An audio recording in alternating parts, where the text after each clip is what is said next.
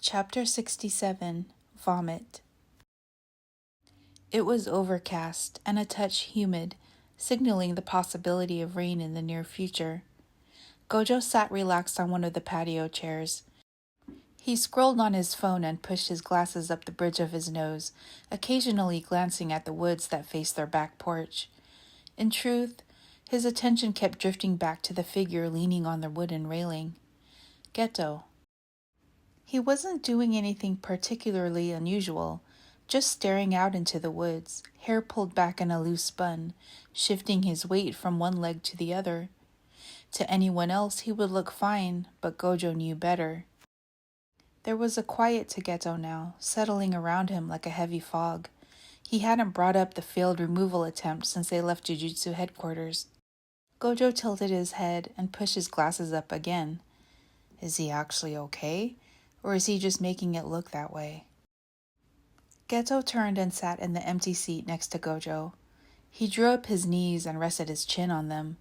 This small movement tugged something in Gojo's chest. Gojo didn't know if he should say something, touch his shoulder, or push his bangs away from his face. None of those felt quite right.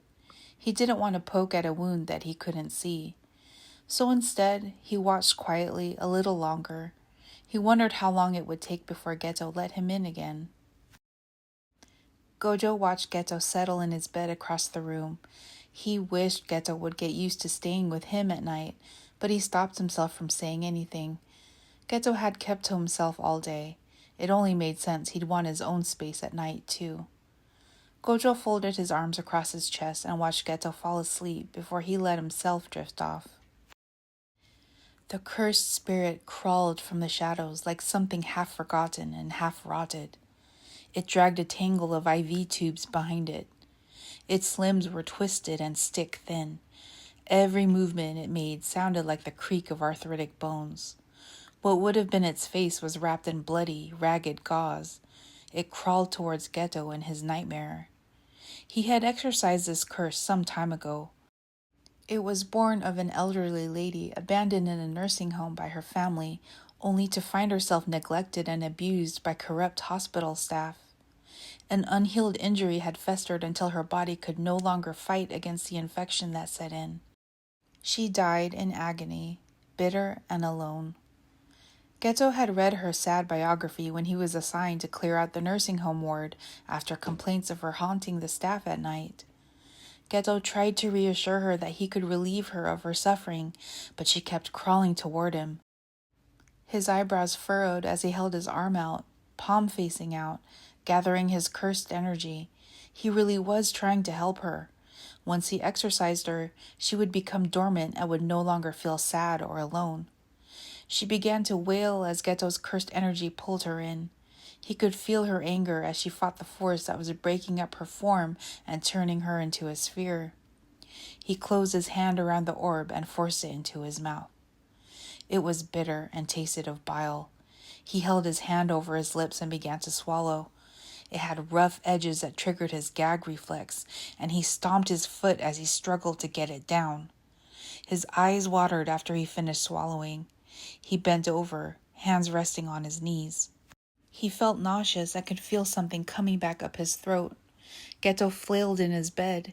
He was desperately trying to wake himself up from this nightmare. The worst part was coming up, and he didn't want to relive it. Geto barfed. The acidic bile numbed his mouth. Vomit splattered on the floor. In his panic, he mistook his vomit for the curse, thinking it had somehow come back up and escaped him. He placed his hands in the gross mess before realizing his mistake. Geto finally woke himself up and brought his hands to his mouth with a strangled cry. Gojo bolted upright and looked over at Geto. He was gagging and coughing. Gojo quickly went to him. "Hey, Suguru."